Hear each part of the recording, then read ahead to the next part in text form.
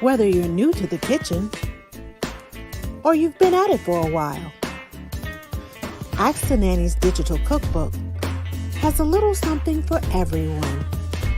Be sure to pick up your copy today.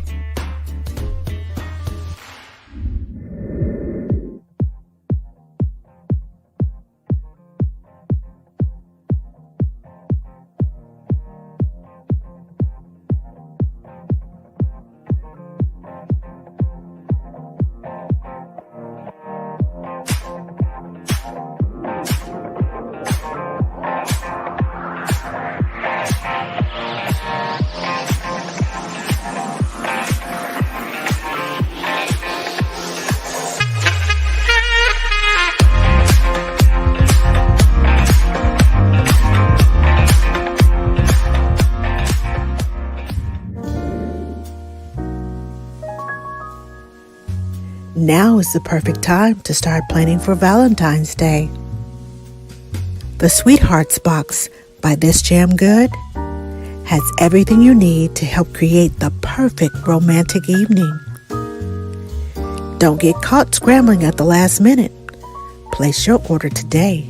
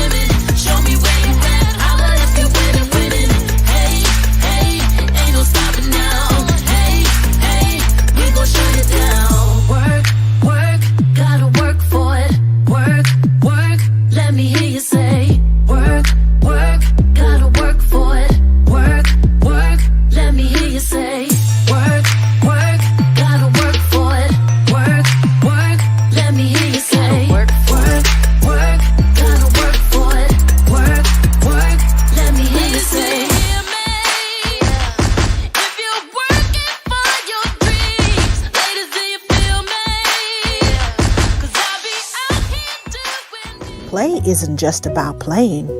There's a lot of hard work going on.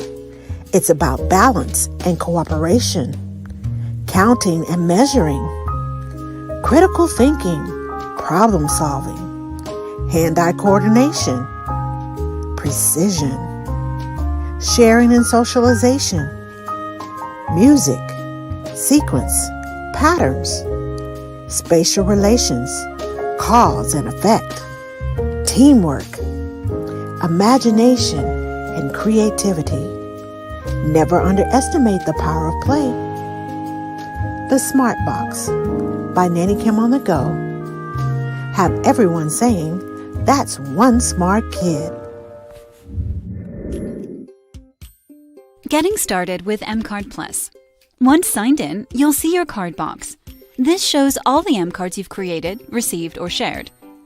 To create an M-Card, which includes vital details about your child, simply tap the blue plus icon. Here, add the child, along with the child's emergency contacts. Make sure to add any allergies the child may have, along with any medical, health, or other alerts, and some of your child's favorites. When you're all finished, tap Finish Card. Add a photo of your child and customize the colors. Now tap Generate M-Card. It's that easy.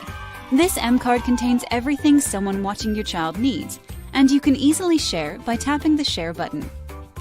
M-Card Plus, what every child needs you to know. Nannies are blowing up on social media.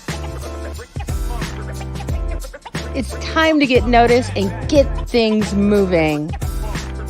Are you ready to connect with other nannies and learn about all the daily events in the nanny community? You can post your next event and never miss a beat with our brand new online service, Nanny Announcements. Sign up now at nannyannouncements.com.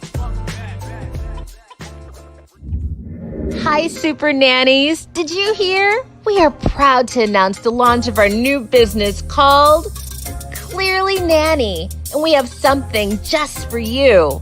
To do just that, we present you nanny-inspired pins. We see how hard you have worked during the pandemic, and now more than ever, you should be proud to call yourself a nanny. Join our movement of 100,000 nannies proudly wearing their pins. Purchases can be made at clearlynanny.com, where we are 100,000 strong.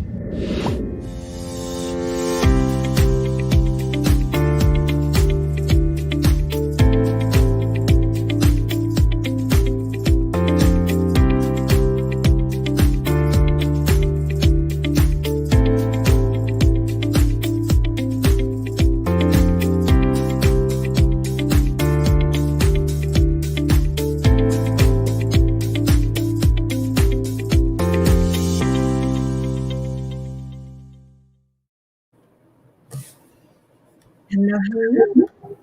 Hi, Everyone. Welcome to Ask the Nanny. Thank you for joining us tonight. Thank you for watching.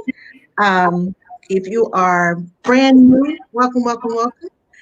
Tonight we will be discussing Nanny. This is my special Alexaraye, and you can find her mostly on Instagram. I'm going to post it up in a banner, and it's going to slide right underneath us. You know where to find it. You can go join, go follow her, and come back, or you can follow her afterwards. Either way, follow. Now, I'm going to turn it over to her and let her introduce herself, give us a little information, background information about you, and a fun fact. Ooh, I love that. I love that. Well, thank you so much for inviting me on Ask the Nanny. You're welcome. What a wonderful opportunity. I love this year. This is the year, we're hearing this a lot in the industry, is the year of the nanny. And I think it's really, really neat to finally be all finding our voices in the domestic care world and so forth. So hi, my name is Alexaraye Vallejo. It's very nice to meet some of you here today. Thanks for joining us. And if I haven't had the pleasure to meet you, please slide into my DM at the Mindful Nanny Collective and also the Mindful Care Collective. I'd love to have you join us for one of our free Sunday virtual chats. I am a child and adult mindfulness educator, and I train caregivers of children in yoga and mindfulness practices. And I use yoga as a way to play with children to understand things like big emotions, cognitive flexibility, emotional regulation. And this is really in an effort to support nannies and train nannies through my Mindful Nanny trainings. They're about 8 weeks, they're live sessions, and we really embody the practice of what a mindfulness or a mindful, I should say, mindful nanny is and what a mindful nanny isn't, and really talking about boundaries, checking in with our own inner landscape and seeing what's going on in here, and emotionally regulating, processing. And that way we can then teach those skills to the children that we care for. So if we feel it and you go through this experience, then you kind of understand a little bit more on their basic level of what's going on in this beautiful child's brain. And so that's one of the many courses that I host, and it's dear and near to my heart. I'm completely revolutionized the way that I nannied, and I'm happy to bring that forward for nannies and caregivers of children in general. Yeah. I should also say I'm a nanny of 23 years, which is a big deal. Yeah. Yeah, that's a really big deal, which is a big reason I'm a domestic care and nanny advocate, I would say. It's a big passion of mine too. And I'm the CEO of the Mindful Care Collective, and that's in an effort to bring providers that are within the care network of supporting families and nannies and childcare providers in their own continued education, finding their voice. And agencies are welcome into that space, because that's a space we're all going to kind of level up and set the tone for the next wave of domestic care providers, which is really important. Yes. I totally.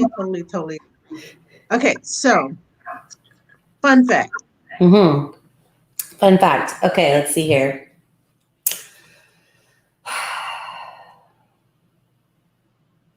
That's a hard question. I don't know why that's a hard question. You even give me heads up. You even gave me heads up. Why is it such a fun fact? Let's see here. I lived in Hawaii, and I trained as a birth doula there, and also a postpartum doula here in Oregon. I loved it. I was passionate about it. I learned so much about birth and what it's like to be a woman that carries a baby, and the process, and all the many options you have. And that was probably a really, really powerful moment for me growing into my own womanhood, if you will. And yeah, it completely changed my life. I'll say that. Yay. I didn't know you were a doula. Yes. That's a fun fact for me.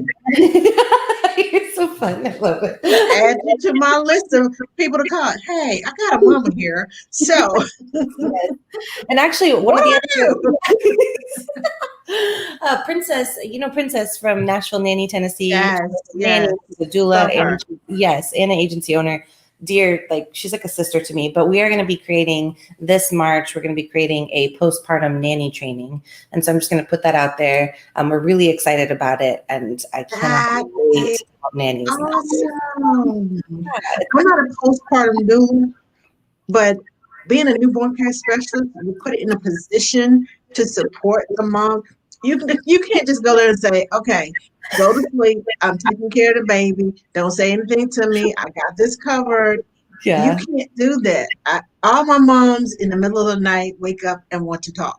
Yeah. Yes. So I'm like, do I need training to talk to you? Because some of the information they gave, it is so deep. And I'm like, okay, so let me talk to your person and make sure this is this is who you really are, and not just somebody creeping along. Because I tell them before I take on the job, I need a person. I need your person that knows you the best. Yeah. Yes. Whether it's your mom, your best friend, your husband, your daddy, whoever. I need a person I can call so I can say, does she usually get up at 3 o'clock in the morning, or wanting just to chew on ice, and then she spills her guts and everything? Is this her normal behavior? And they're like, yeah, oh, okay, she's okay. If not, okay, we might have a problem. We might need to call somebody. Okay. So I try to monitor not only the baby, but also the mama. So wise. And I also monitor the daddy. And I tell him, I need your person too, because people don't realize dads go through postpartum too. 100%. And it is not, you won't find it, most dads admitting it, but it does happen. So I'm going to add you to my list of people say, hello, I know you 2 hours behind me. You can answer this question at midnight my time. You know what? People know that I'll answer. That's just kind of my heart. I have a servant's heart all the way. And, I think that opens up a good discussion around asking qualified questions. And the more you're able to ask somebody more open-ended questions, right? So tell me more about that. Can you really express what that means to you? Or some questions like that. You can lead them into a direction in the brain to problem solve themselves, which is really beautiful. They kind of hear themselves. It's a form of talk therapy, which can be really important. And you've got those external, maybe extroverted people that will be talking to you at 3:00 in the morning, or they're just so happy to have another adult in the room, right? Or you've got that internal processor. And it's so important to get to know who your client is and then ask, who are your support systems? Who do you have? Who can I also lean on and really bring into this space and bridge the gap between this experience that's very real and very much happening, and we don't talk about it enough. The postpartum, the 4th trimester is such a difficult time for most women, and we have to normalize that conversation. Also very difficult for the dads. And I highly suggest, almost every state has a doula community, or they have within the US a doula community or a dad's group. And if not, check out Portland, Oregon, because we certainly have them here, and they're really amazing. Yes. Now, back to the topic at hand. I kind of got detoured this way, that way. Yeah. So, but I mean, this is something that's near and dear to my heart because I love my babies. I love my little squishes. That's so cute. And I know that you not only do the mindfulness classes, but you also teach yoga. Yes, I love that's something that I can't do because of my neck. I've tried it several times. I have ruptured disc. Okay. And leaning my head forward for long periods of time or leaning it to the side, it's like it catches that cord and goes, and I'm like, okay, I'm seeing stars. Yeah. I can't breathe. So nobody knows this except for me. That when I'm leaning forward, when we're having prayer and everybody's leaning forward and I lean my head back up and kind of open my eyes and start going like this, they're like, oh, so you're not praying no more? And I'm like, no, I'm trying to survive over here. There's a whole situation happening here. I'm trying to stay alive, that's all. And I don't want to go under the knife. I don't want to go under, period, because going under means the last time I went under, I ended up on the respirator because the anesthesia takes me so far under. I stopped breathing, and it happens every time. That's why I don't take anything that says may cause drowsiness. Yeah, no. So I know my body, so I try not. So I'm doing all that I know to do to stay on this side of the knife. Yeah, because my odds on the other side are not good.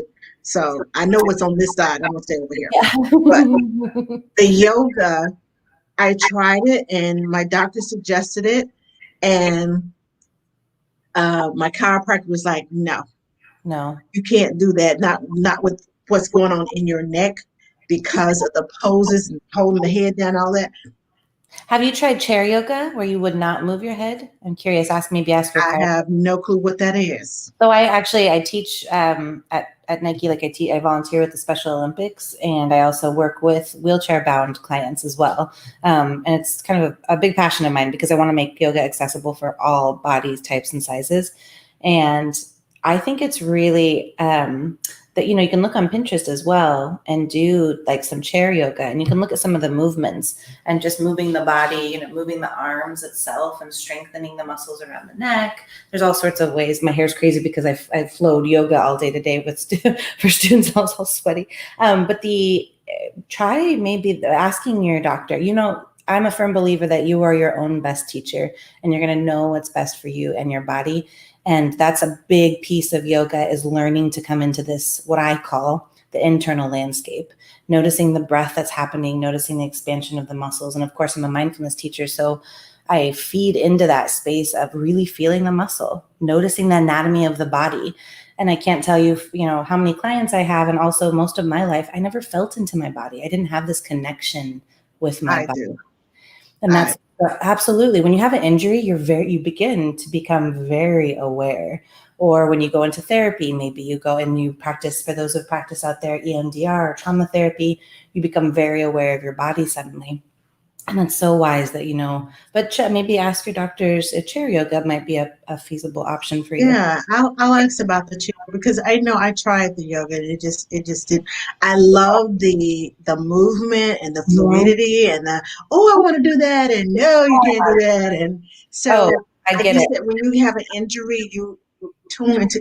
I tune into everything. If something, a little glitch over here, I was like, okay, so if I turn my head this way, okay, now I know where it's coming from here all the way back to, okay, so when I do this, that feels better. When I do that, so I try to work those muscles, get my ice packs, try anything that happens to me.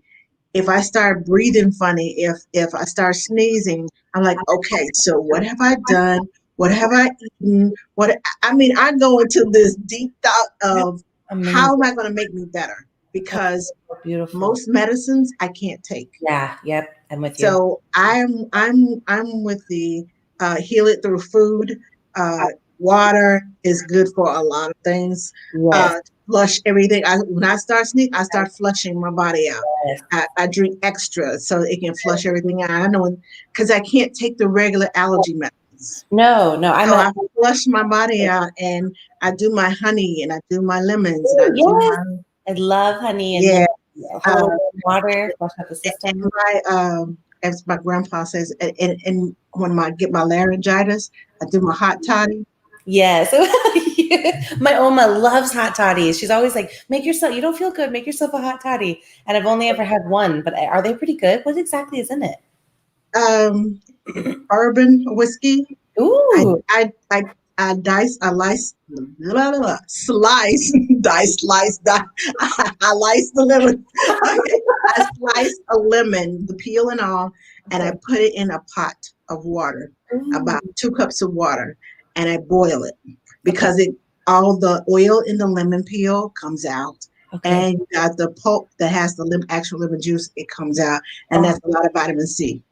That sounds amazing. I drain that into my cup, and I put honey to taste, and I put 1 shot glass of whiskey in there, and then I pour the hot water in it because the hot water, to me, helps boil out the alcohol because I can't drink alcohol either because anything that makes me drowsy, I'm out. Yeah. So when I have a hot toddy, I'm not getting up the next morning. I don't have to get up the next morning. That's when I have, it's not because I have allergies where I lose my voice in the spring and the fall.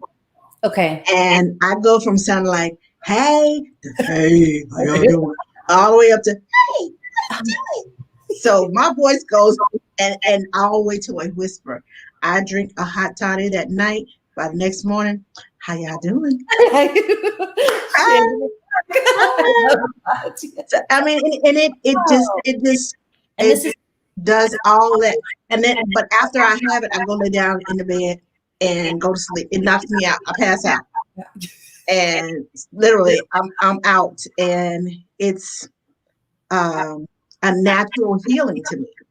But I will say use raw local honey. Okay.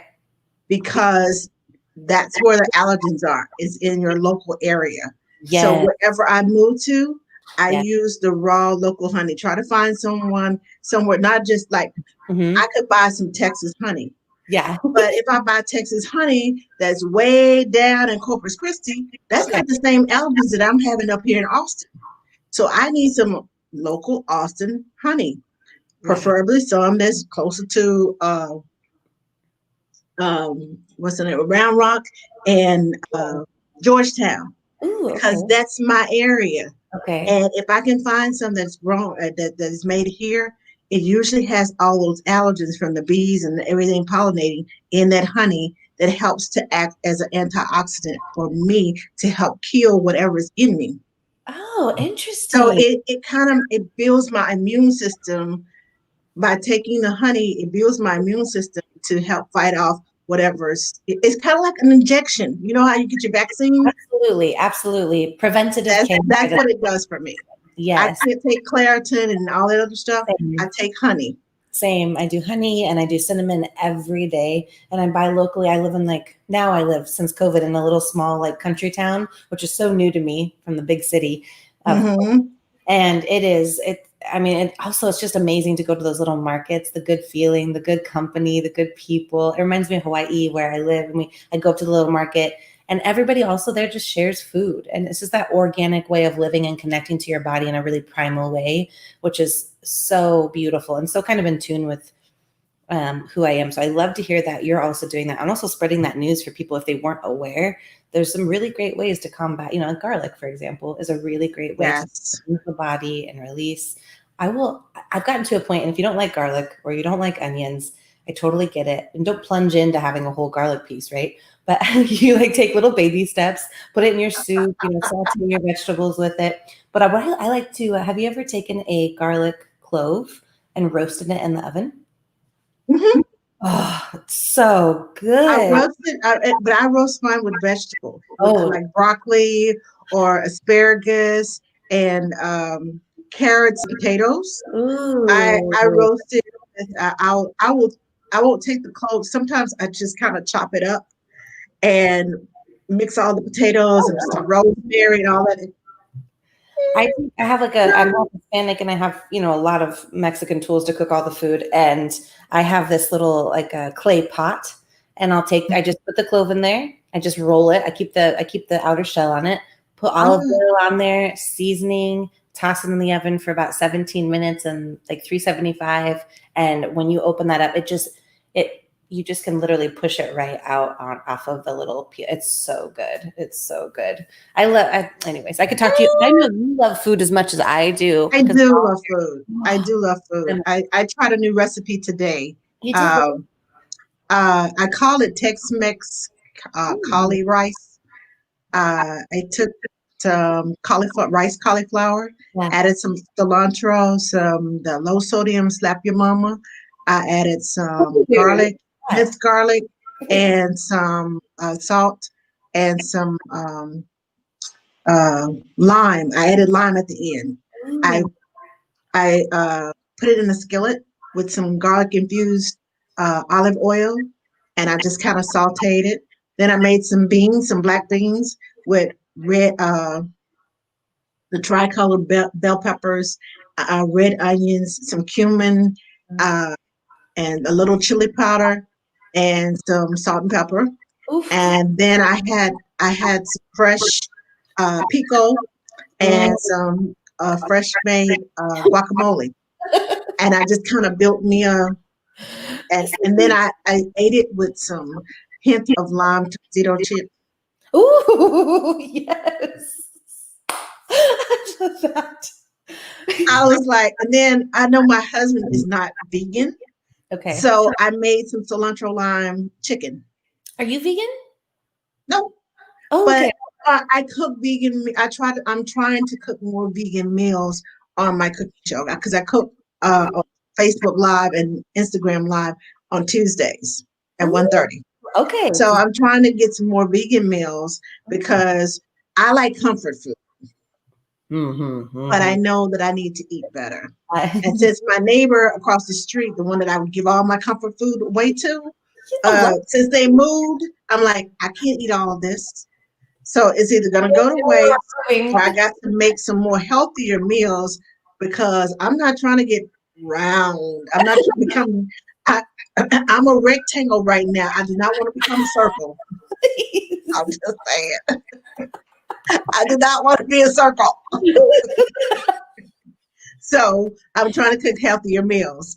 But yes, here, I just firmly believe that food is healing. You eat your medicine. Don't take your medicine. Yes. So the only thing that I really, really take on I should say a regular basis, and that's when needed, is some ibuprofen. And that's because I have ocular hypertension in my left eye. And when this swells up, oh my gosh, it will swell up and then right here. I get a headache here, and it goes all the way back into my neck. And then I'm like, okay, I can't move. If I don't catch it right away, it turns into a migraine, and then I have to lay down. So that's the only real medicine that I take. And that's a preventative because it's the only thing that really works to take the swelling out and prevent the headache and all that. Other than that, I have all these fruits. My jam company is not just for the jam, it's for me too, because I like the antioxidants. If you've never tried it, try some detox water with ginger, fresh ginger, and pineapple. Ooh, I love Make that. make a pitcher of infused water. It's a detox, and it it has a lot of extra vitamin C. It's good for your digestion, all of that good stuff. Mm. So, and You if just you have don't it like it all plain, yourself. I put my little teaspoon of honey in there. When I drink mine, I put my little teaspoon of honey in there, Mhm. so I can have it's just a little bit of sweetness. Kind of tastes more like a fruit drink instead of a this is a detox water. But even the honey is detoxing. So yeah, I'm just a firm believer that food for the Heals. body.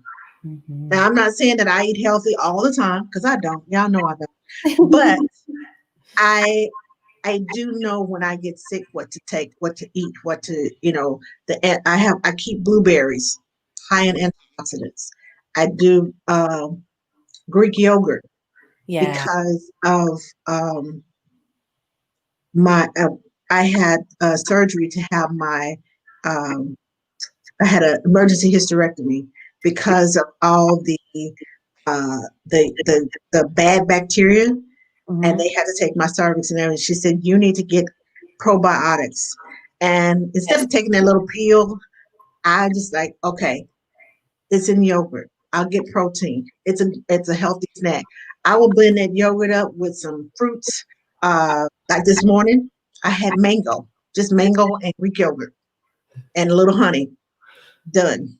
That sounds amazing. So it's just a matter of yeah, That sounds so healing your body. mindful. You're so mindful, mindfully connected to your body and mindful eating is one of the things we talk about in my training. And it's a really Mhm. fun exercise because like Patsy and Princess and Jessie and the other Jess as well that took my last training, they were all just like, I think that was like one of their biggest takeaways is when we did this mindful eating exercise and then we practiced really eating the food. So, like those little tangerines? I love those the little what are they called? Cuties? Yes, little cuties, right? Exactly. Yes. I So, love those. question, how long does it take you to eat one of those typically? If we're real.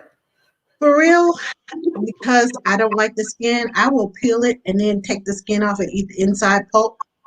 And so it takes a good 10 minutes, literally. And then I don't like all that white stuff on the outside. So Yeah. I'm sitting to eat it, and to answer your question, about 10 minutes.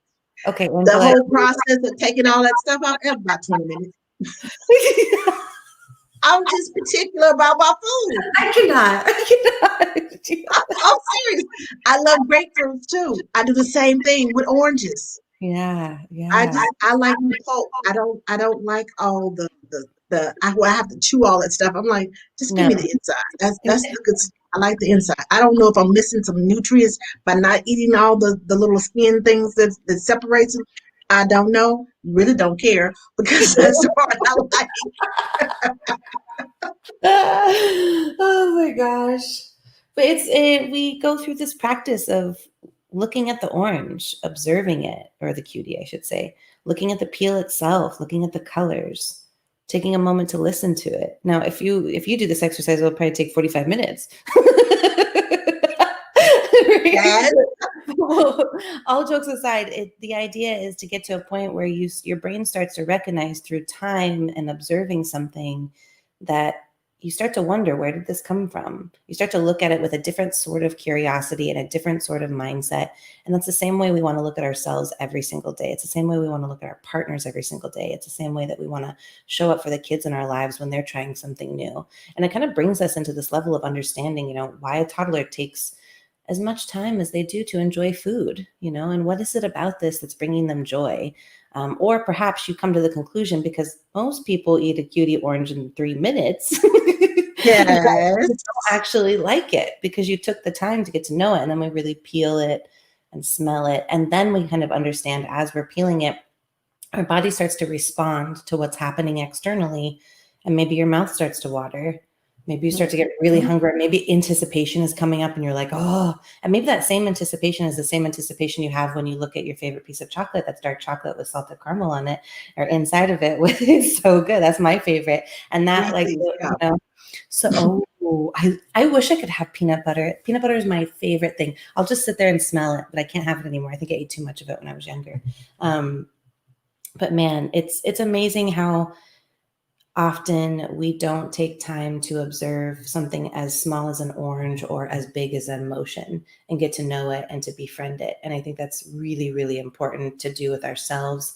If we choose to embody that practice with ourselves, how much more can we look at the world when I'm looking at you, Angela, and say, wow, look how beautiful this being is. I want to get to know it more. I want to explore who you are on the inside and the outside in this moment, because we may change tomorrow, right? We're not the same person we were yesterday, which releases us and gives us self-compassion for this moment from things like shame and vulnerability that, you know, kind of harden us over a period of time. And we kind of can open up through getting to know ourselves and doing things backwards, if you will, in a mindful way. And mindfulness is really secular. It's for all people from all walks of life. And it's certainly not competitive with any kind of religion, which I think is really important to define what mindfulness is and what mindfulness is not. While it looks like meditation, and meditation was a Buddhist form from thousands of years ago, it's very different. Meditation, you're sitting in a practice on a cushion or on a floor, and you are really thinking about a prayer, or you're thinking about a mantra, or you're just choosing to work through something. Maybe it's a particular emotion, which is amazing. And there's practices that are a part of mindfulness that very much look the same, but they're very different. Mindfulness can be weaved into the way that you wash your hands and feeling the soap. So if you're feeling a really big, heavy emotion, maybe you got triggered by your boss, or maybe even your nanny kiddo, or maybe your partner at home, and then you're walking into your nanny family with that same energy. It's really important, from the space of the trigger, if you will, to the space where you recognize the trigger, that you leave some room to pause, ground in, feel. Maybe my favorite thing personally to do, I call it the anchor, and everybody has something different. My anchor is my feet. I feel my feet beneath the ground. I turn off anything external that's loud. And then I start to bring in, which this kind of like this idea of this foundational practice of mindfulness is the mindful body. It's just connecting. I could connect with my shoulder if I wanted to, or my hand, whatever it is for each person is going to be different. And then invite in 5 rounds of deep inhalations and deep exhalations back out. That breath is probably the most important tool, that if we can really, really utilize it, recognize how much it can support our brain and bringing us back into a problem-solving space.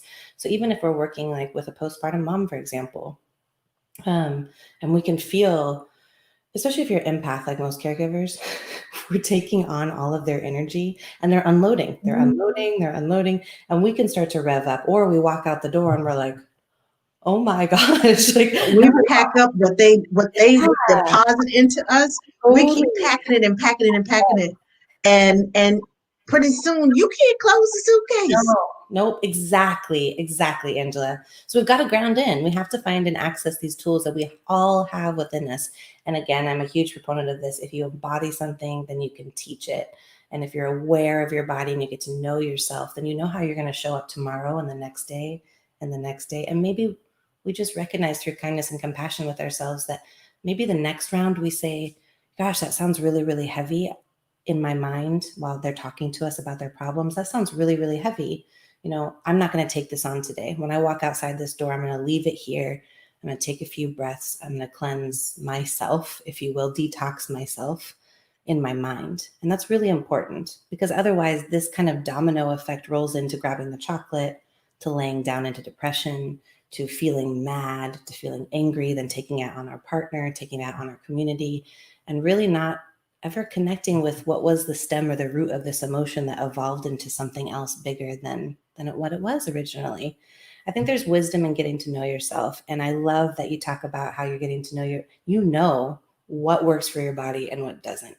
You know what foods for you cleanse your body and what doesn't. And because you embodied that, you can continue to share that practice with our community, which is so important, right? This big word of self-care is like floating around. Thank goodness it's becoming more and more normalized. We've fought to make that normal, especially as women, especially as caregivers.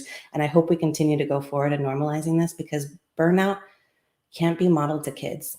We just can't. We have to have these conversations and normalize this kind of, passing along of, I think, almost like tribally too, as women, there's so much of our past that we don't know about. And it's really sad. I really wish that more of us knew about this story from our legacies of what our women came through and were brought through, especially as caregivers. It's a powerful thing. Anyways, obviously this is my passion and I could go on and on. Yes, and I totally agree with you. And when you said your anchor, I keep my phone with me, and I have the Amazon Prime Music, and I use it with my kids. Transitioning when I can't get a baby to sleep. I've done all I can do. I've done it, and they're still crying. There are 3 or 4 different songs that I will grab my phone and I change the atmosphere with music. Currently, it is called The Blessing. The Blessing. What's his name? Cody. I can't think of his name. But look up the album, The Blessing. Okay. It's also on YouTube. That song is about 12 minutes long. Okay. And I listen to it when I leave home, because it takes exactly, it takes about 15 minutes for me to get. Like Yellow Album? Sorry, I don't know why my light is doing that. Okay. Carrie Job and sorry, this. Yes. The Blessing. Cool. Yes, The Blessing. That song. Okay. I listen to it from the time I leave home to the time I get to my job, to shield myself from whatever's going to be unpacked. Oh, I like because that. I go in, and I also say my words of affirmation. Every day I have words of affirmation, because I believe words have power and they guide me through my day. And sometimes I'll think something, I'm like, okay, and it happens. I'm like, now why did you let that out there? Why did you say that? Why did you put that out there? Because now, guess what? You brought it to you. Mm-hmm. You attract what you put out there. Mm-hmm. So if it's negativity that you're steady putting out there, guess what you're going to get? Negativity back. I know a lot of women are like, I want to be married. I want to be married. I want to be married. But you're not ready to be a partner. Exactly. You're still a single. You're not ready for partnering yet. You're working on it, but you're not ready for partnering yet, because you're still too selfish. Yeah. To partner up with someone, with the person that is right for you, with your soulmate. I had to learn that with my marriage. I have a mouth. I'm from a long lineage of domineering women. I had to learn that my voice is louder when it's quiet. Wisdom. So with me, I'm not saying that's for everybody, but my voice is louder when I'm quiet. It gets more attention, and I just sit there and I just have, like, I don't know what kind of look. It's not the resting bee face that I have, but I have a look that comes over my face, and like, okay, I'm resigned to whatever you're saying, but that's not how I feel. Mm-hmm. So while you're saying what you're saying, I'm listening to understand and not to respond. Yes. That's one of the important things. You listen to understand and not respond. This is not a tennis match. My husband and I have what we call our war room. Mm-hmm. When we go in that room, the truth comes out. We have to speak the truth and repeat, not just saying, oh, well, when you said that, it made me feel this way. Well, when you said that, I did this, and that's why I did this, and that's why I did that. No. When you said this is how it made me feel. And this is what went on in my mind when you said it. And then we repeat one another and like, oh, I didn't know you felt that way. So when you listen to understand instead of listen to, okay, I'm just ready. I'm ready. Stop talking so I can get in there. That's not what a conversation is like. That's not what communication is like. If you're communicating, you're listening to the other person, putting yourself in their shoes, feeling the feels, and trying to understand what they felt when you said something or did something that they didn't like or that offended them. And that way, when you apologize, because there will be an apology, when you apologize, you really mean it and not just, well, let me say I'm sorry so we can move on. Right. Yeah. That's not how I work. Mm. I use music to shield me. I use music to change the atmosphere. When I am down and feeling just bleh, I turn on my praise music, get up, start dancing and shouting and, doing what I need to do to get myself out of that funk. Because of the music, it brings me back to my center. It brings me back to life. And when I feel like I'm losing life, and when I say losing life, when I feel like I'm going down that slippery slope and going, not just slide down, it's like a mud slide and going, sliding on ice. And you can't stop once you go down that hill and you're on that sled and you're like, oh God, don't let me hit the mountain. Don't let me hit the car. Don't let me go in the parking lot. All of that is how I feel when I start down that slippery slope. And I have to catch myself. I have to catch my thoughts. I have to catch realize, what are you doing? What are you saying? What is going on right now that has you so frustrated? And I talk to myself. I say, okay, Angela, we're not going no further. Let's get it together, because you got to be at work in an hour and you're not taking this to work with you. So I use my music. I use my words. I calm myself. I breathe. I pray. So by the time I walk through that door, I don't know what's going to hit me when I get that door. Yeah. I need to have a shield up, because I don't want something to just run me over and I can't control it. Some things are inevitable, but when I walk through that door, it is, you never know what state mom is in, because postpartum will hit you like this and it's gone. Or it hits and or it builds up and all of a sudden they're up to here and you're the first person they see and you get a garbage attack. And when I say a garbage attack, I mean words just start coming out at you and you're like, well, what did I do? And you have to realize it's not about you. They need to get it out. And you're that neutral person. But still realize, as they're getting it out, as they're talking, I'm listening, but I'm also praying, give me the right words to say.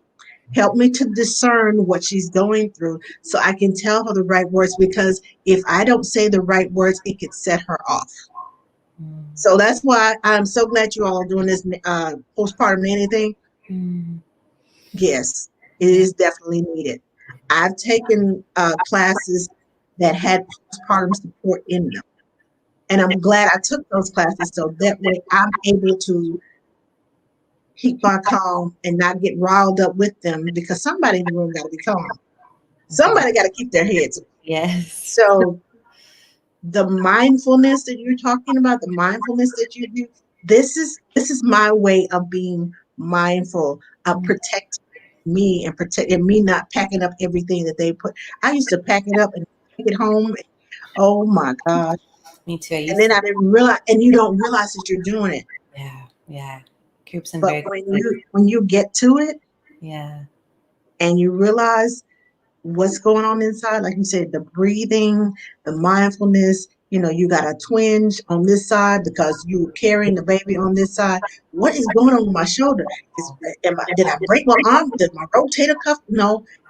Remember, you were holding that baby and rocking for an hour on one arm. Your arm is not supposed to carry even just the smallest amount. 10 pounds for an hour is a lot. That's a lot. It's a lot. And they won't let you sit down either to kind of rest on the arm. Yes, totally. No way. The moment that how do they know that? The moment that you go to sit. Yes. And they're like, oh, no, don't do this to me. It's kind of like putting the bomb to bed. And when I say the bomb to bed, when you got that baby, it's a ticking time bomb. Are they going to stay asleep? Okay. Like, hold my Lean carefully, slowly, slowly. Don't let them realize they're going down. No, no, no, no. And then they start going, and you rise back up a little bit, and then you go back down. It's like it's like a ritual dance of putting that baby to bed. and you're back from the time. It's like, what? Yes. I love that.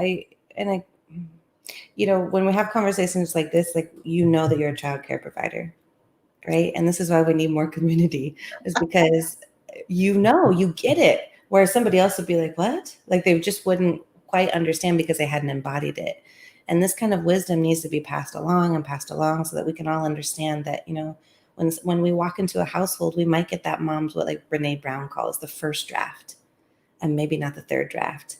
And that first draft, man, does it come? No matter who you are, no matter what situation you walk into, you're never quite prepared for somebody else's first draft, Right. And even your first draft with yourself, sometimes the self-talk that's going on in the mind.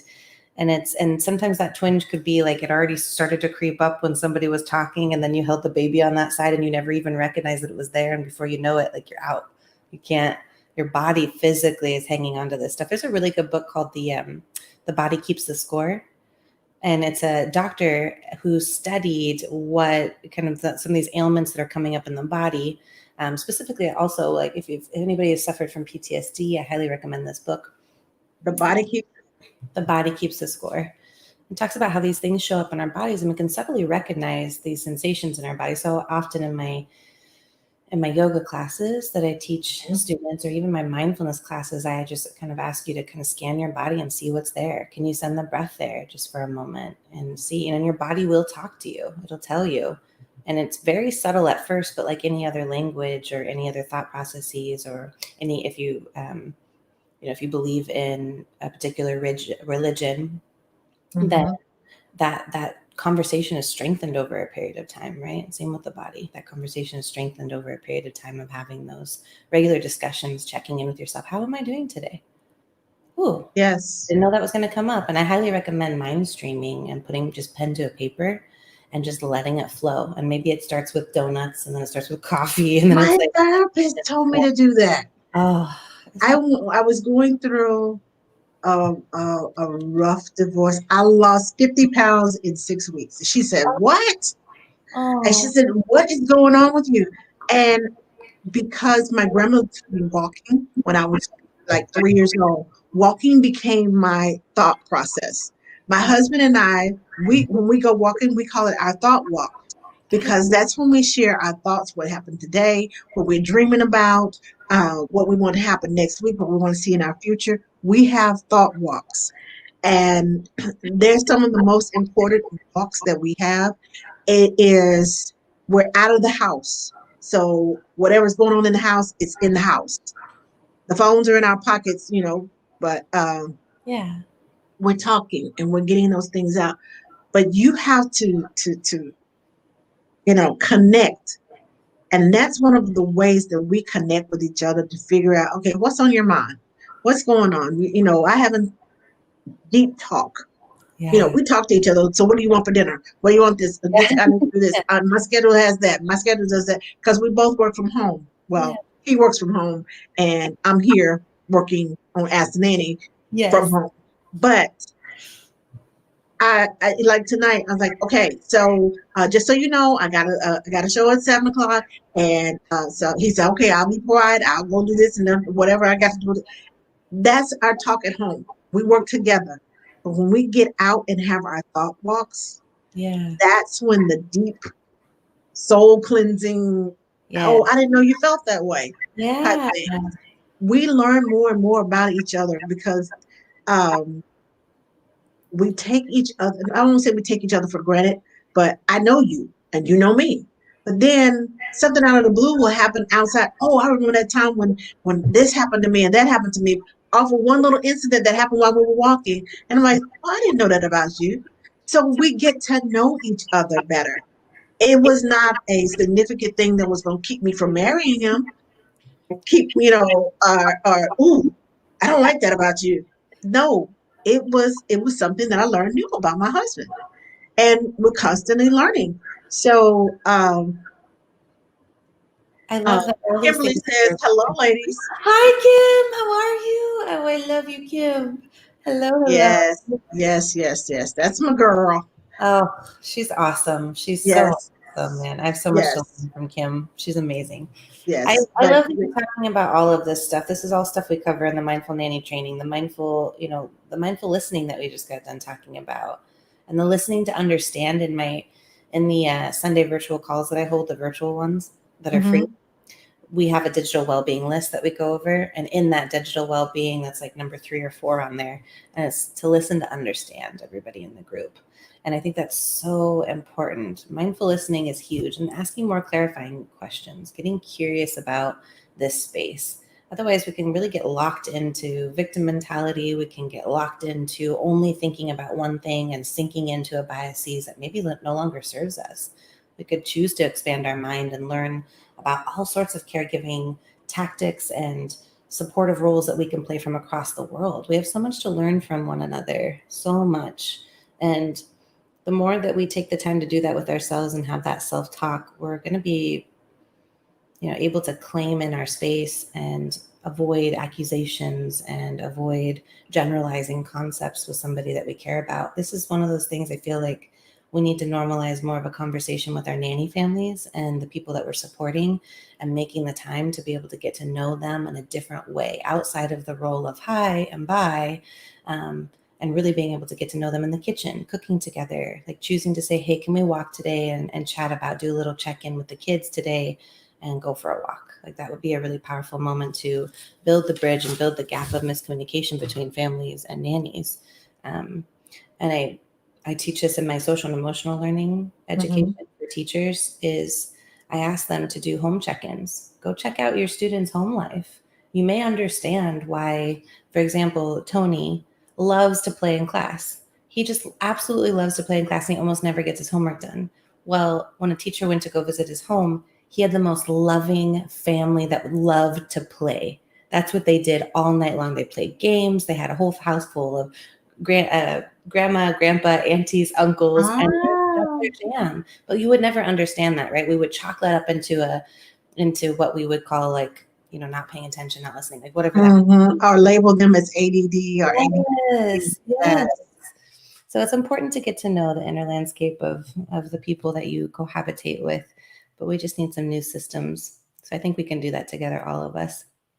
Now, Right. in your class, when is your class start? Your new I class. have next class. I got a posting note up here. March 6th is the first day. We do an orientation. Before the orientation, you fill out very mindfully a 15-minute application process. I want everyone to make a mindful choice before you walk into this. Then we spend a one-on-one time chatting about your answers, chatting about your goals. Really want to make sure that you're fully prepared for what this training is and what it is not. And then we spend every Saturday for 8 weeks together. And one of those Saturdays is a 4-hour silent retreat that I guide you through. And that seems really overwhelming, but we're taking all of these tools that we learn, from mindful listening to mindfully focusing on awareness to mindful walks to mindful body movement. And we take all these concepts and we practice them within that 4 hours. And it's so powerful to be shown how we show up in silence, how we show up in this space. All these things come up, and it's really, really neat. We even eat mindfully our lunch together. We finish it out, and everybody, it's just amazing the feedback that I've gotten on this training. I think it's really, really powerful. If anyone's interested, please DM me if you want to hear more and really understand what this training is about. I know it's a fairly new concept for a lot of people, so a link is in the bio to register to and find out dates, any information you want. There's a lesson plan in there. All of that is in the link of the bio of the Mindful Nanny Collective and the Mindful Care Collective.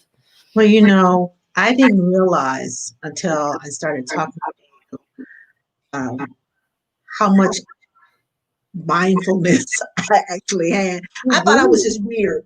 No, you do. It's so Literally, I was like, beautiful. "Are you the only one that talks to yourself about stuff?" And Yeah. literally, my word for this year is adventure, Oh, and good. my phrase is pray about the little things. A Ooh. lot of people just like, "Oh, I got this." That's not something I need to pray about. Yeah. I lose my glasses. I'm like, "Okay, Lord, help Yes. me find my glasses." And my My husband knows me when he says, babe, when you slap a prayer on it. Because that's what I told him. I said, did you slap a prayer on it? And he's like, why do I need to pray about it? People look at me like, why do I need to pray for it? Kimberly will tell you. I was in the store and I had this craving because, when is that time of the month? Yes, We absolutely. have cravings. Yeah, I wanted the hot tamales, the candy. The hot ooh, tamales. yeah. I was going to eat it with some apples because I'm just having this craving because I like it because it tastes kind of like candied apples that you get at the carnival. So Ooh, I I'm like sitting here, it. and I'm like talking to Kim on the phone, and I'm like, okay, Kim. She said she slapped the prayer or something today and thought about me. I love that. I'm talking to her on the phone. I'm walking around the store for an hour looking for this candy because they had it at two different sections. And they have the little boxes in like this big bin with the M&Ms and the Mike and Ike's and all that. And I was in Walmart and I'm looking around. I went to the register and asked the woman, do you have any? Yeah. And she said, well, if it's not back there, they brought somebody from the back to look in the back to look for it. No, we don't have any. I was like, Lord, I want some hot tamales. I had been to this shelf 3 times, the candy shelf. I've been there 3 times, couldn't find, moving boxes around. I couldn't find it. And I'm just like, I cannot find this. I cannot find this. I need this. And I'm craving this. And I'm like, I got to have this. So I'm talking to Kim and she said, well, Ange, they don't have none. I said, they got some in the store and I'm going to buy it. I was at that point, your brain kind of takes over. That's where I was. And I was like, Lord, I want some hot tamales. Help me to find them. If they're in this store, help me to find them. I went back to the candy shelf. I moved a box out of the way and I went like this. I leaned over and all the way in the back, I was like, is this hot tamales? Oh my God. Not only was it a bag of hot tamales, but it was a small box. I grabbed both of them. Kimberly started laughing at me. She was hilarious. She started laughing at me. She said, prayed up those hot tamales. She was determined to get those hot tamales. I said, slap a prayer on it. That's what I always say about, slap a prayer on it. That's amazing. Can I borrow that? That's amazing. Yes. I love but that. Yes, but I was determined, and I was like, if they're in this store, I'm going to find them. I'm going to find them. Yeah, I'm not leaving the store out. I mean, I had a serious look, and that woman said, "I'm sorry." I was like, "What you mean you're sorry? You better find me some hot tamales." Do you realize you're in danger? I'm having a craving here. You just don't know. You don't know. Okay, you don't know. But that's my thing. If I lose my keys, whatever's going on, help me to understand, Lord. Give me a sense of discernment.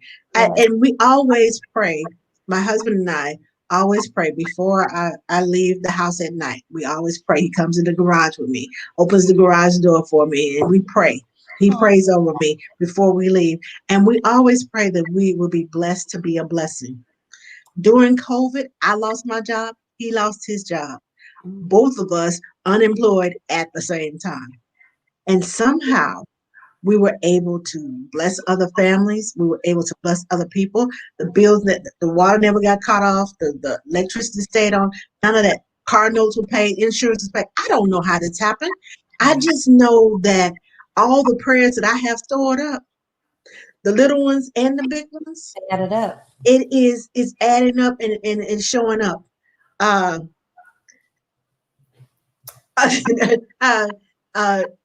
Catherine Hot tamales says hot tamales pair well with almond M&Ms. Okay, so I'm sure they probably do, but I hate almonds. You do? Oh, I eat almonds. Catherine, okay, I drink almond milk. Oh, yes. But it's flavored with vanilla. I drink almond milk because I'm allergic to regular milk. And I like almond joy. Oh, almond joy. And that's about it. It's not that I can't eat them. I just do not prefer them. I love my preferred nut is a honey roasted peanut and pecans. and walnuts in banana nut bread and what else? Brownies. Ooh, But yes. my nuts of choice is pecans and peanuts. Those are my nuts of choice. Catherine, So, I'm with you. I'm an almond girl because I can't have peanuts. And so I've had to like build this new relationship that I never thought. And now I love almond butter, all the things. And I love like taking almonds, roasting them in the oven with a little chili pepper, a little rosemary, some salt. Oh, it's so good. Toss it with some olive oil. Oh my gosh. It sounds yummy. But not for you.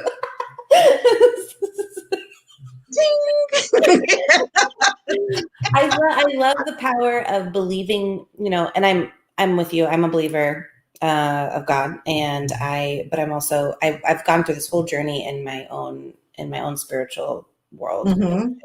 and I love the idea with however, but I'm also inclusive of all folks, like whatever you believe in, and make sure you feel fulfilled in life. But I love this concept of choosing to connect and using that spirituality within you to ask and seek advice and check in with yourself and kind of be this like soundboard. And I'm with you on storing up all these small prayers because during COVID, both my partner and I were unemployed all of a sudden, like within just a matter of time. And it was a very seemingly scary situation from the outside. But what I knew was the more I leaned into myself, I took a whole day, one Thursday, I made a post. I recognized that it was happening and this was this wave coming to Oregon. And I remember making a post because I could feel everyone's energy. I could feel the children's energy, the community center I worked at, the adults, everybody was just fear. And it's kind of like this dark hole. And I remember thinking, like, what do I do to support? So I offered, free yoga classes, mindfulness classes, just like talk therapy, whatever I could do to support. But I put that out there and I said, in a week, I will do that. And I took that day, I completely disconnected from social media, and I literally didn't even turn on TV, and I didn't even turn on music, which I'm with you on because that's my outlet. And I just kind of absorbed what was about to happen because I knew from my boss's perspective, that job would be done within the next few hours. And it was. I got a text message after being there for 3.5 years. Just like you don't break up with somebody over text, and you certainly don't let somebody. Yes, I was like, just saying, the professionalism class that that's the number one thing. Do not send a text message. Do not resign. Unless you're sending, you have talked to them and say, I will send an official letter by email. Yes. Do not say, okay, I'm not coming back. It's a little not the text message. That's it's just tacky. It's immature and it's tacky. I'll say that. Yes, and I decided, I was like, okay, well, I know that I'm going to have to move in the next few days. That's going to be that's what I'm going to have to go into. And my partner and I talked about it. And I remember sitting down for 2 full days thinking, how am I going to accelerate my business plan? I'm building this business. I'm working from 50, 60 hours a week from being a nanny. And now I have to go, and I had just worked my way down to about 29 hours a week, which was already very overwhelming in a sense. But it wasn't overwhelming because of the power of spirituality within myself and this connectedness with myself. There was this ease of transition, and things just flowed. I get this question all the time, like, how did you do what you've done in the last 6 months? And I truly don't know. I just believed, I grounded in, I used all my tools, and I chose to make every day a little bit more step to help help caregivers. I knew caregivers were suffering just the way I was, and I wasn't about to just sit and let this become my, I don't know, what would you call that? Like a your be all and end all. Yes. No, this is not the end of the world. Yeah. It's going to keep moving. Yeah. Now you can choose to move with it, or you can choose to stay behind. Yes, exactly. And then I started the free nanny chat, and it was really fun because that's when we all started kind of connecting, and I got to build this community with nannies who were willing to have conversations, open up, and be kind, which was amazing, by the way, because I can't tell you how many events you go to, and sometimes not you go to, but I go to, and I feel like I walk in and I'm like, oh my gosh, I'm so excited to meet my tribe. Hello. Yes. Looking at me like I'm crazy. Yes. I'm like, what are you drinking? I don't want any of that. Yeah, totally. And I'm like, I thought we were nannies. Like, I thought, the singing, the dancing. So anybody? Oh. Yeah, but there's that one person in the room that just brings you a lot of joy and supports you. And I feel like I've found that virtually all over the world now Like, Yes. amazing. I've been have an opportunity to meet you, to meet Kim, to meet Princess, to meet Jessie Jamboree, to meet Ashada is amazing. I love I her. love Shada. Oh my goodness. I That's my can't. mini me. Yes. I cannot speak. We have already established that. That is my mini me. Oh, that's amazing. She is, and you know what?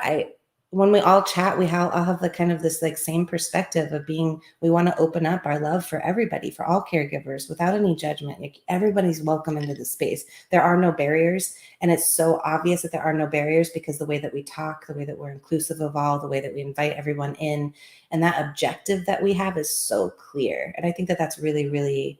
I think it's such a beautiful gift. I am truly, truly blessed by our community. And I can't say enough good things. I don't think I could have gotten through COVID the way that I did without this caregiving community that we've all built. And we're finding our voices as domestic care providers, which is so beautiful. And making room for everybody, which is really, anyways. It is. It's making room. And when you are mindful of what's going on around you, and that it's not a, oh, but oh, but I, and you fall into that victim mentality. But why did they do this to me? But it was me, and I, and me, and nobody wants to be around I and me. That's so And that is what you are feeling because you're so I and me. They're like, okay, so the rest of us are going through the same thing you are. It's not just you. yeah. Can we all talk about it? And the conversation starts. But as I was saying, and we're just like, okay, we're gonna tune you on out, and we're gonna have our conversation over here because we are a sisterhood. We work as a community. We are a a link to one another. I'm holding your hand, pulling you up, and pulling this one up. And then when I fall, both of y'all can pull me up. We're Right. in this together, pulling each other up. You know, the saying of pulling each other. You know, pull yourself up by your bootstraps. Yeah. Well, we're so connected that we pull each other along. We pull each other up. And how can I help you? And how can I do this? And how can I do that? And like you, I don't know how we made it through COVID because we moved in January and COVID went down in March. We Oh, moved from Dallas to Austin in January. wow. And honestly, I think my husband had COVID, but we didn't know it because he got sick in January. And I thank God that we went and got adjustable beds. Yeah. And because he was able to lean forward, you know, it's like a hospital bed. He was Yeah. able to lean forward so that the fluid wouldn't, you know, back up. Because he said, when I lay down, my chest hurts. I remember he had chills. I remember he was fine 1 minute and the cough that lasted from January all the way to March. Mm-hmm. And I'm just thinking, what is wrong with you? And in the meantime, in between time, I didn't know anything about COVID. He didn't know anything about COVID. And I'm traveling back and forth from Dallas to Austin, and I'm taking care of a newborn. Oh my And I didn't God. even know it. Oh, But yeah. because of my training, because I'm always washing my hands, Yep. a habit of cleaning. Mhm. I'm constantly cleaning. When I took him stuff, I had gloves on. I put it, here's your tray. Okay, I'm Yep. coming to get your tray. Oh, you're not gonna make me sick. I'm taking care of a baby. So Yeah. I took Yeah. extra precautions because you know, you either got the cold or you got the flu. I'm Yeah. changing clothes. I'm washing linens. Get up. I need to change the sheets. Get up and let me spray this down. Let me do that. It did not occur to me until after, you know, some months later when everybody started dying from stuff that Mhm. it could have been possibly been COVID. Yeah. Yeah. So we thank God that we made it through that period of time. Yes. I didn't make anybody sick by being in contact with him Mm-hmm. because it was scary. Now, he never got tested to say, yeah, this is COVID because we Yeah. didn't know. It was January. It would have just And the it random was strength. just at the tip of everybody's tongue at the time. Yeah. Yeah. But now that he's got a new job and he goes to Philadelphia not Philadelphia, to Pennsylvania once a month, he has to get tested before he gets he has to know I have a negative test before I get on the plane. Mm-hmm. So that keeps me from secure because I know me. Yeah. I just don't know what's going on that plane. And the thing that you're taking COVID tests, and I mean he's had like 3 or 4 now. Oh wow. Yeah. Uh, Yeah. since October, he said I had like 3 or 4 tests since Wow. October. So Good. that reassures me that I'm not carrying and I'm not spreading anything to anybody else. Yeah. And that's what keeps me on. Because if I know that he's got something, I'm not going to work. Mm-hmm. I'm Mm-hmm. not spreading anything. And Yeah. even if he gets the vaccine and something goes awry, okay, well let me just tell you, I'm not coming into work because this is going on. He got the vaccine.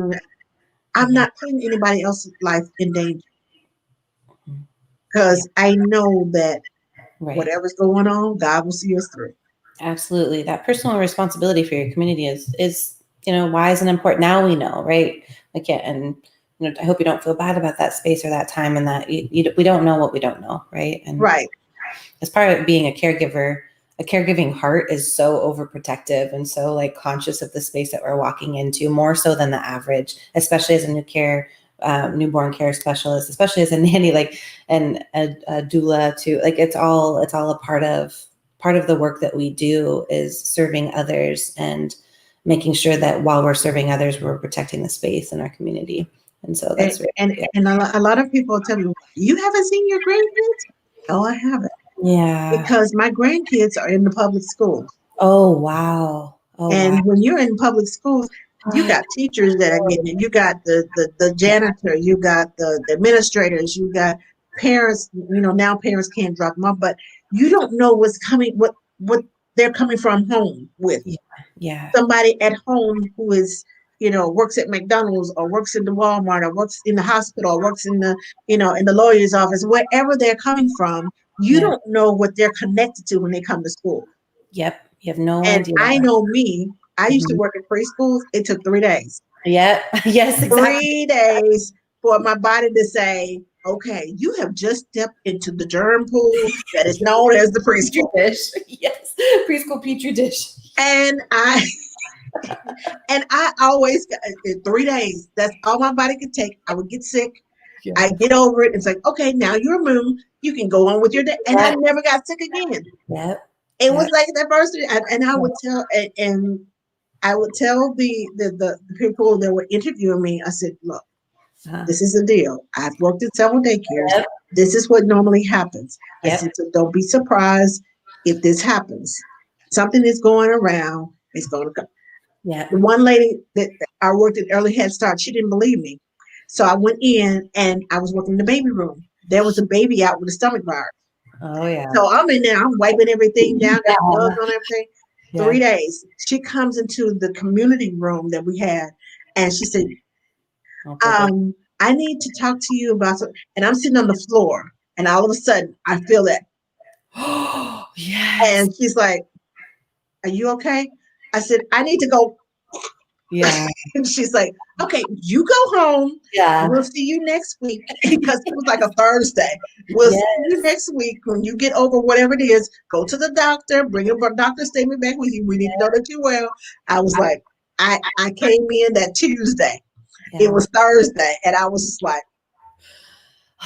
Yeah, we know, and your body. I always tell families that too. I'm like, the first week that we work together, they're, especially with like little toddlers that are teething and got their mouth all over everything, there may be a possibility that we might get a little bug here. So just to be fully, aware of that space. And they're always like, really? And then sure enough, it happens like clockwork. And I chose at a certain point in my career that if a family was going to have their kids in daycare and do nanny work, that I just wasn't going to work for families like that anymore. Just because they were constantly sick. And that's the one thing about having a nanny in a private care is you don't have that issue. You guys have all built your immunity within that household and now you're good, but it's very challenging just because it wasn't worth it for anybody. And I remember this one family called me back. They're like, okay, can we have you full time? Because we're just full on going to pull them out. We're just missing so much work that it's not worth it at this point.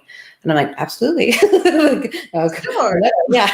Yeah. Pull them out of daycare. Let's do this thing, and It's totally. Yeah. But so March 6th is the date that the new class is going to start. Yes. So please sign up by the end of February. February 26th is the last day to pay. And then we have that space between February 26th and March 6th to do a one-on-one, really talk about what this training is, and see how I can support you the best way possible. And this training is for everybody. And if you're a daycare, It's not just for nannies. It's really geared towards nannies, but if you're a daycare provider or a childcare worker and an au pair, you're certainly welcome into this space because you're understanding the framework behind it. I say nannies because there's some domestic boundaries that we talk about. Yes. Really listening to parents and knowing and seeing what mindfully listening to what the parent is really trying to say and getting to know the child through their lens and kind of creating this whole kind of care team effect of mindfully being a nanny, if that makes any sense. I'm asking the right questions. Yeah, it makes them. Yeah. And we talk about the vision of what kind of nanny you want to become this next year. What do you want to leave behind you, and creating a bigger vision especially if you're a career nanny, which is of course all of us are career nannies. This is our jam. Yeah. But please, everybody, you're welcome. And I also, I'm really grateful for our community, and thank you so much for having me. I really appreciate it. You're welcome. You helped me to realize that I have been practicing mindfulness. Yeah. That I didn't even know. I thought I was just weird. I'm like, nobody else does this but me. Because I know I'm the type of person that overanalyzes everything. If she says this, I'm going to. If she says this, I'm going to say. If this happens, I'm going to do that. And most of the time, none of that happens. I'm like, you spend all that energy on what you're going to say, what you're going to do, what's going to happen, and none of it happens. If you want to solve that, also take the training. If you want to solve that right there, take the training, because one of our number one rule is no advising. And that is, you know how hard that is for caregivers to not advise one another and just listen to understand, let that person talk it out, because inevitably what you're doing is creating space for that other person to problem solve themselves, to hear themselves, to be able to support themselves, but know that they always have this accountability partner, but we're listening to understand. We're not advising the whole 8 weeks. And I think that was what resonated and shocked everybody the most. They're like, what? Because our caregiving heart is so, I even had to stop myself sometimes during our sessions and say, I hear you. I really hear you. Tell me more. And I had to learn the skill of asking more qualifying questions, gaining to seek understanding and gaining to understand how I could ask those questions. But we don't learn that unless we have the space to be able to practice it. And then it was really fun because in our very, very last session that we were just like, I'm like, okay, let's open the gate. We could just open the gate. And everybody was like, oh. But what they gained from that and having to practice that in that 8 weeks was pretty amazing from what I've heard. And please reach out to Princess PP Doula on Instagram, and Jessie Jamboree on there, Patsy, and also Jess West. I can't remember what her title is on Instagram. I've tagged them on my things, on my little posts about the Mindful Nanny training, and they have opened the door to a full yes, please talk to us about the Mindful Nanny training.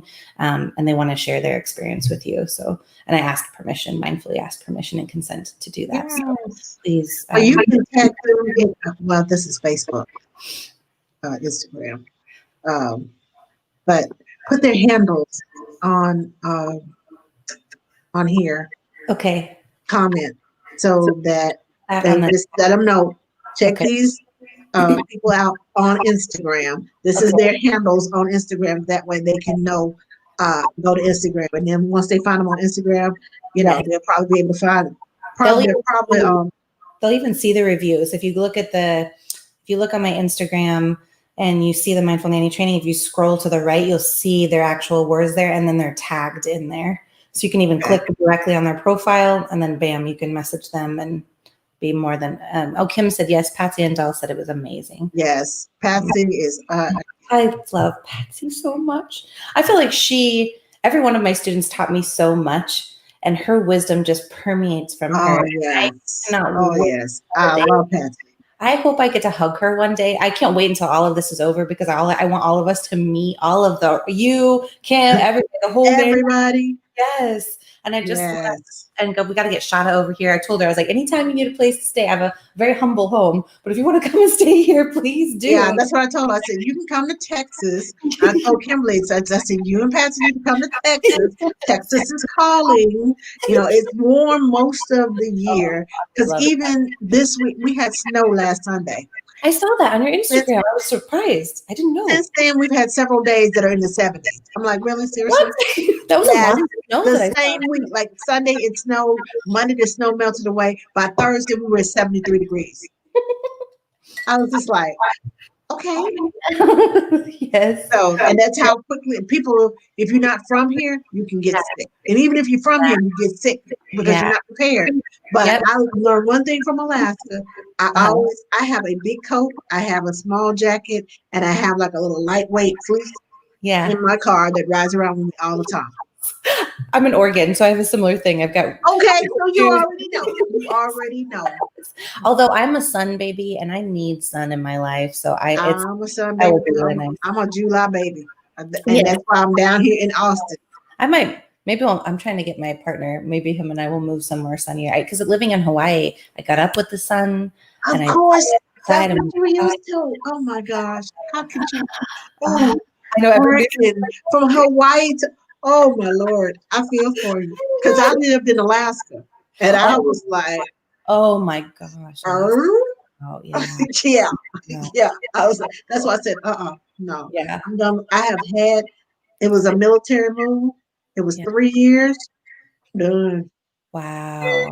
Don't even talk to me about cold. Were you in the military or your husband? My husband. Wow. Thank you for serving our country. Thank you. No. I served too because Yes, of course you did. When he would go to the field, that's what taking care of the house and the bills and all of this. Yeah, I got to make sure the boys are together and and I had a home daycare on a military post. Oh my God. 24/7. Daycare. Yeah. I served too. I bet you were such a blessing. I know you were. I know you were a blessing. I had so many single parents. I had a lieutenant colonel who the rule was you had to have a home care for a year before you can get extended care, before you can get approved for extended care. The lieutenant colonel, it was so funny. She came to my house for an interview. Okay. And when she came to my house for an interview, she fell in love. And her child, she was white, dad was black. Her child looked like Pippi Longstocking. Literally, she had 2 ponytails with red hair. Oh. And she had Rebecca. I will never forget Rebecca. She had 2. She's like 20-something years old now. Because that was back in 1991, 92. But Mom said, she said, well, I'm going to be taking some trips. I'm a single mom. I'm going to need you to take care of her. I don't want to send her back to my mom. I would have to make a trip to the lower 48 and come back here. And she said, that's going to be too much. So I said, well, I'm not approved for extended care. She went up to the CDC on post and said, look, you all are not open 24/7. I need this person, what do I need to do? Yeah. The next day they called me, brought me in all day long. They found people to take care of my kids in my home daycare, brought me in. I went through this 8-hour training of extended care to come back, redo the whole house, and get approved. Wow. And I got my they gave me a certificate and it said extenuating circumstances. So that allowed me to take in more single parents who had So I was temporary legal guardian to about 19 families. Single parents. Yes. Just when I lived in Alaska. Those 2 or 3 years. Oh, you're such a blessing. They're so lucky to have you. I love my journey. I love my journey to nannyhood. I started out with a home daycare, which was pretty much like nannying because they were at my house. I just went to theirs, but it's still pretty much the same thing. And I loved it. I loved it. And That was when I had my eye injury, which is why my eye swells up now. And I had to fight to get it open Wow. because I got my license. 3 days later, the light crashed across my face and they said, oh. So I was shut down for like 2 months.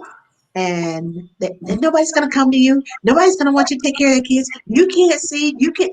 So many. Okay. So my philosophy is when they tell you you can't, do it twice and take pictures. Oh, I love that. I love that. You're so funny. I love that so much. Stop the prayer on it. Do it twice. Yeah. Do it twice and take pictures. Bam. Yes. How you like me now? Yeah. Totally. So I believe that. You're resilient. don't tell me what I can't do because that sets my brain to, oh yeah. Really? Yes. Watch me. Let me figure out. Yes. Let me find out. Yes. And I go for it. So yeah. I love that. You and I share that but we have that commonality 100%. We actually have a lot of commonalities, but that is one of them for sure. That's everyone. I remember my mom, she always told me, she's like, I really want you to be strong. I always want you to ask questions. I always want you to, to really stand in your own. And I remember one day my mom and dad looked at each other and were like, maybe we made her too strong. But that very thing you carry to your parents. Yes. I have been to many pediatrician visits because moms don't know what to ask. Yeah. So with me being the caregiver, they said, well, this is our nanny. Yes. And so the doctor's talking to the mom. She goes, I said, he did that last night. Yes. The doctor asked another question. She goes, yeah, that happened last week. Yes, totally. As a matter of fact, here's the book. Tuesday. We did this, and this. And mom said, he said, do you have any questions? She said, okay, so here are the questions that we have. Yes. So I have made my parents, and I know my godson, his mom, I said, when you go to the pediatrician, I'm not going to be here. You ask this, you ask that, you ask that. Even if you have to write them down. Yep. Put a note in your phone so you will know to ask these questions and record the answers, what he says. And if any concerns, if he says something to you and you have concern, you don't know what it is, ask the questions. That's what they are there for. You are paying them to serve you, not the other way around. Oh, I'm so small. I just have to do what he says do. Yeah. No. That's your time. No. Yeah. So you use that to carry your parents, your brand new parents, they're going to the pediatrician for the first time. They don't know what questions to ask unless they are very assertive people. Yeah, they're not going to know what questions to ask. 100%. They're going to just, and something may slip by that was concerning mom that she didn't realize. Oh yeah, they did do that. Yeah, I meant to ask you about that. So I go with them and I, empower them. Ask. Yes. And if you're not satisfied with the answer, ask again. Ask in a different way. And if you're still not satisfied, go to a different doctor. I tell that I used to, when I practiced as a doula, I would tell that to my doula clients because they would have so many questions about birth, what's right, what's wrong. And they had their own beliefs and what they needed. And they had their own understanding of their own bodies. And I would say, ask as many questions as you can. And when you finish, always finish with, I may take some time to process and I may have some more questions. What's the best way to contact you? And I think that is a way to, and if you feel like this doctor or provider or nanny, whoever it might be that's responding back to you isn't quite a good fit, go do your research, go find a doctor or a provider or a nanny, whoever that's really going to fit in alignment with you and really hears you, listens. Also, it's a bonus if they're asking qualifying questions as well and to support you and to get to know you. That's powerful in that moment of birth. It's powerful in the moment when your child breaks their arm or if there's something going on that you need to dive in deeper into. Building a relationship around your care team is the most empowering thing you can do for yourself by asking those same questions that you're just talking about. That's huge. Right. Asking questions and knowledge is power. It gives you options and it gives you choice and you can make a mindful decision on what's best for you and your family, not what the 1,000 million family books tell you and not what every provider tells you out there. You're going to know what's best for your body, right? For your family. Especially with kids, when what you're telling them, they're not presenting at the time.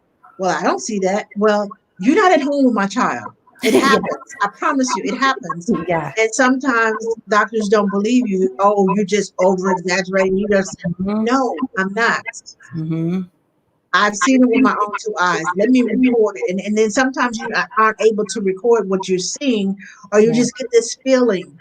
Mm-hmm. And I tell parents, act on your instincts. Yes. Your instincts, your mother and father instincts are there for a reason. If it's something to question, ask me. If I don't have the answers, I will help you get it. Yeah.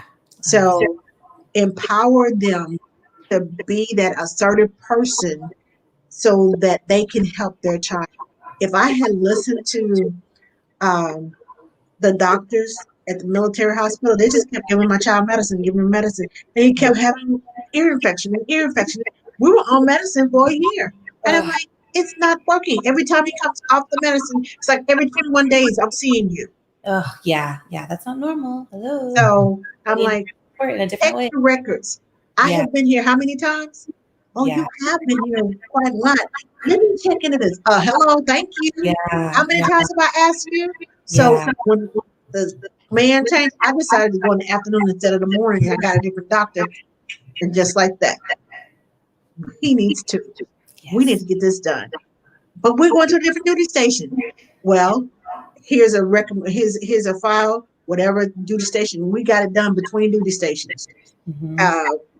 Took him to ear, nose, and throat. He can't get on the phone and get on the plane because we had traveling to Alaska. It would literally blow his eardrums up if he gets on the plane. He's a year old. Wow. And we have been dealing with this. So we had the surgery, and then I couldn't even get the child to shut up. He would just scream to the top of his lungs, ah! I'm like, I come running. What's wrong? What's wrong? And he's like, I said, you have a new toy. Oh, Lord. So, yeah, be an advocate for your child. Be an advocate for your nanny family. Yes. And let them teach them. Kids, yeah, and having these conversations in front of kids is really important too, so that they can see how this interaction is going, and you can normalize this conversation. That's so important. We have to allow our next generation to really know how to ask questions and to get curious and to explore all the different options. Even if we have our mind dead set on a belief, you should always still question it. You should always still look at yourself and understand where this bias is coming from. Is it coming from a past experience that you maybe were hurt? You know, there like a lot of the vaccine, which I don't necessarily want to get into, but a lot of the vaccine apprehension that's happening right now is really valid. And I really think that everybody, especially like especially if you're white, you shouldn't just tell somebody else blanketly that no, you shouldn't get a vaccine, because there are experiences all across the world of things that are particularly, triggering for individuals. That stuff has happened, and we need to pay attention to exploring what happened and why. And we need to pay attention to what this person is trying to say and what kind of support they continue to need in that space, whatever it is, right? And it's really important to question your beliefs. It's really important to understand where you're coming from. Is that an old family voice? Is that an old trauma? Is that is that your general community and you just haven't kind of leveled up with yourself to be able to create space to ask questions? Like, it's very, very important. Very important. Okay, Alexaraye, I'm going to let you go. We've been talking for about an hour and a half now. Oh my goodness, an hour 30 minutes. This is a really cool podcast. But it is. I love talking about the mindfulness and realizing that you're doing it right. At least most of it. You certainly Not are. everything. You have it locked in. Rid of that analyzing everything to the nth degree. I need to get rid of that. Over analyzing and over anticipating, and I know that's probably a part of my anxiety, because I'm like, okay, what's gonna happen next? Oh, I can't watch it. Click. I want to see it. And everybody was like, why should you change the channel? Yeah. I'm watching that. I'm like, because I can't handle it. Totally. The anticipation. I can't do it. I think it's a good example of, like, we never, we do a lot to, and I do this, I used to do this, I will say, I did a lot of like trying to make sure something didn't happen. I was always trying to set everything up for success, trying to really help and make sure that this didn't happen. So I'd have this conversation and this conversation, and this conversation. But such is life, and something that I learned in church is that we never really see, the stuff that does come and kind of lambast us and shock us. We never knew it was coming. We never did see it. But if you do focus on your internal work and taking care of yourself and doing the general, like checking in with your core values and your community, it's amazing how you can just trust the process when chaos kind of, if and will, right? The one constant thing in life is change. And when that change does come, because you did your work, you can stand a little firmer in that space, and you really can, be better for yourself and your community, which is pretty powerful stuff. Yes, it is. Sorry. Again, thank you. I really appreciate you. And I hope you all who are watching, I hope you all got something out of this about being mindful, about listening, about being in tune with your bodies. Take the class, to get out of that, okay, I hear you. Okay, now shut up so I can talk. And we do that not only with our bosses, our spouses, the kids, the do what I say, not as I do. When you take a different approach to kids, to family, to people in general, and you don't always assume the worst. Yes. Extend some grace. Your perspective changes about what's going on around you. They open up and let you know this is what's happening. Yeah. Instead of leaving you in the dark. Yes. Because who wants to talk to somebody who's just going to put them down every time they open their mouth? Oh, yeah, no, that's no fun. That's no fun. I always talk about like this lens, right? Like, and I'm using these glasses. What lens are you coming from today? What experience did you just walk out of? What experience did you have a week ago that you might still be holding in your body? Because that might be the lens you're looking through today as you're listening to this person. And maybe you can set that to the side and really actively listen. And we talk about that. What does that look like? Repeating the words back, just like you and your husband do in your war room, repeating the words back that you heard so you can gain clarification, or choosing to find a method that works for you, going on a walk, that shoulder to shoulder activity. That's a really good book, the Love and Respect book. Have you ever heard of that? It's really it's a really interesting perspective on how males and females connect, bond, and talk to one another. Now, are these books on Audible, on audio? I know The Body That Keeps the Score is, but I'm not sure about Love and Respect. Because see, I because of I don't do a lot of reading. I listen to books now. Yes, I love Audible. I'm dyslexic, so Audible is preferable for me. Really? My son was dyslexic. That the one that had the ear infections? Yeah. That was a sidebar from him not being able to hear. Wow. Because I thought dyslexia was not being able to see letters backwards, and but it's also comprehension. Also, I didn't realize that until I had my son tested, and I didn't realize all this stuff that was. I learned so much from my kids because they got sick or the situation happened. Because I'm one of those people who, like I said, overanalyze it, and I will go research it till the end of time. Yeah. But I'm glad that I did when my kids were little, because now I'm able to recognize the signs and tell the parents, I think you might want to take your child to the pediatrician. Or you might want to call and ask about this particular thing, or ask about that particular thing.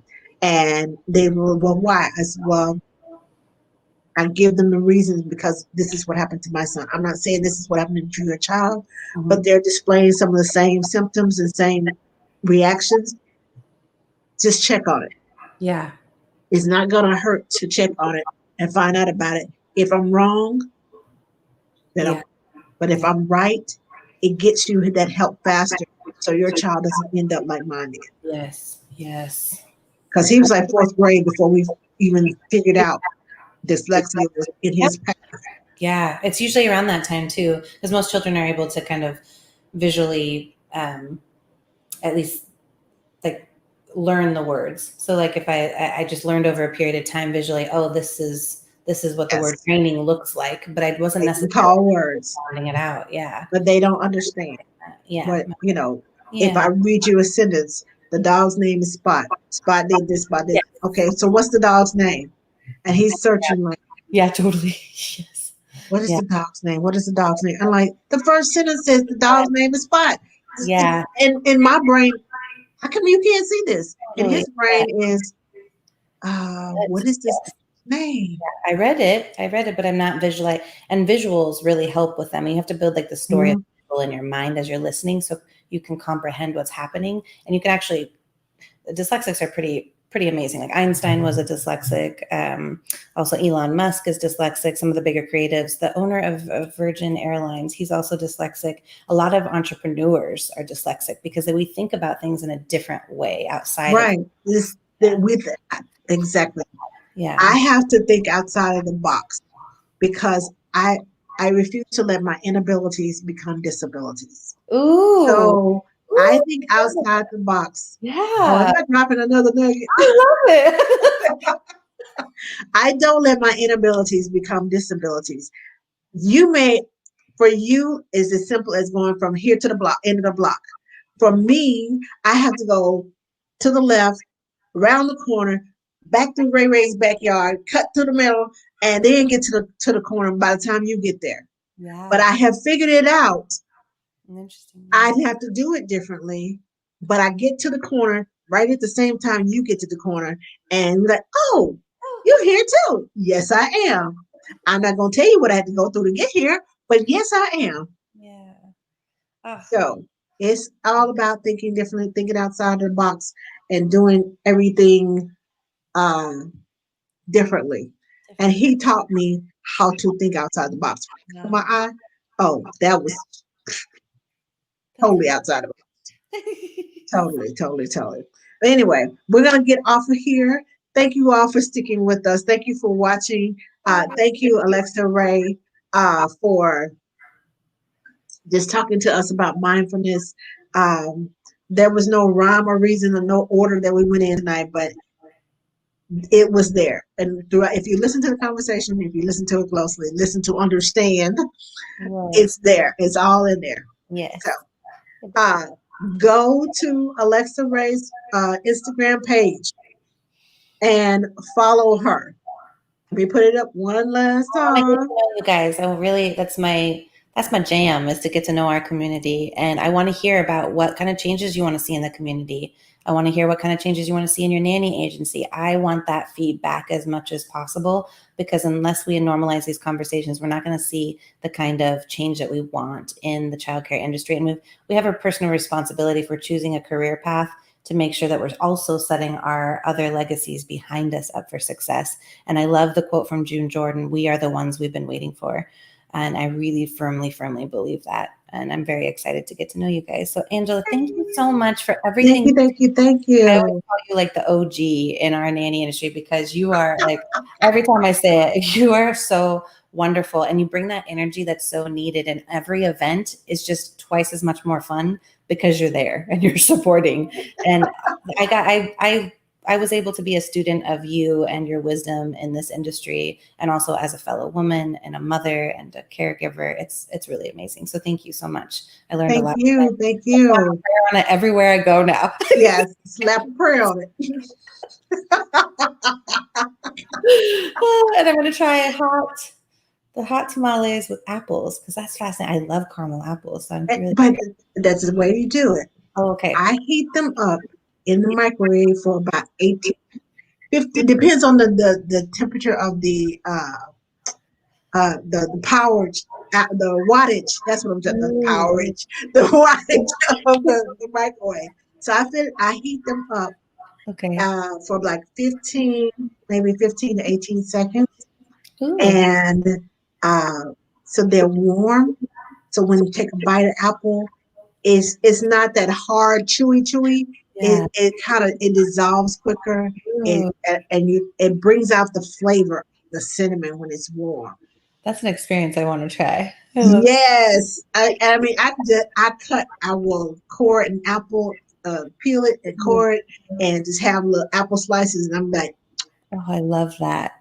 Oh, Ask him. I've eaten plenty of apples in her ear as we're talking on our business strategies. I'm like, okay, I got my snack here.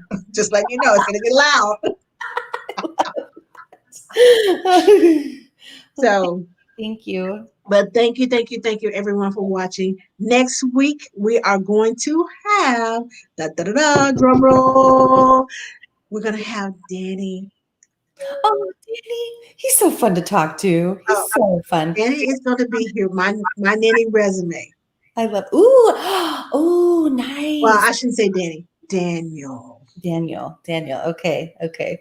Okay. My Nanny resume. He is going to tell us all about our resumes, how to get them together.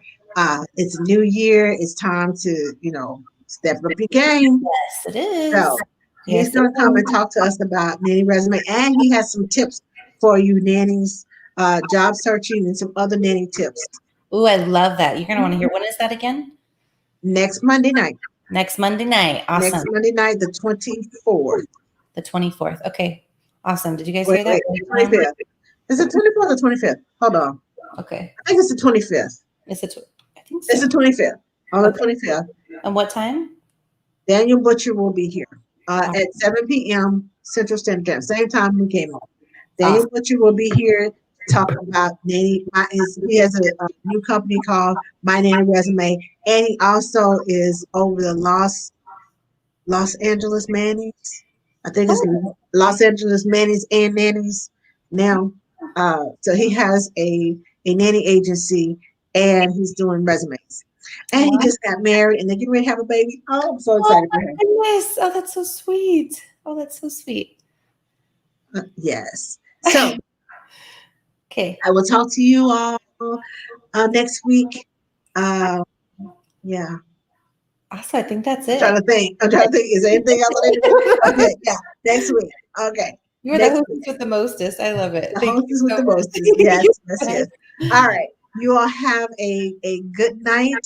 I'm gonna go and get ready for work because I gotta go see my baby. She's starting to sleep over there. It was 9 hours last night. I was like, oh, that's a win. That's a win. Yeah, she's 6 weeks old. Oh, that's a good win. Yes. We caught that window. I started when she was first born, and we caught that window between 6 and 8 weeks, and she is like a champ now. I love that. That's amazing. Good for I you. know.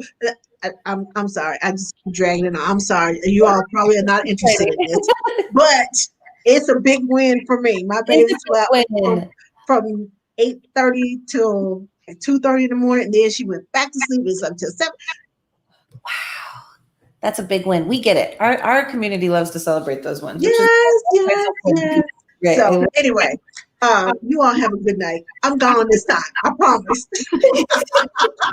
I hope you get a little rest before you work. You're a brave soul to do all of this and then go work. So that's amazing. It's hard work. It's like Linda says, it's hard work. I love that. I want to get to know Linda too. Oh my goodness. Linda from Nanny Transitions. Yes. She is my nanny godmother. Oh. If I need anything, I can talk to her about anything. Oh, that's amazing. And she's like, okay. And it stays between the two of us because I know I have a lot of younger nannies coming to me. I was like, well, I need somebody older to go to too. Nanny help too. So Linda's retired. I go to her, and that's my nanny godmother. So for the last time, one more time. Okay. Bye, everybody. Thank you again so much for having me and listening, tuning in. I'll see you later. Bye-bye.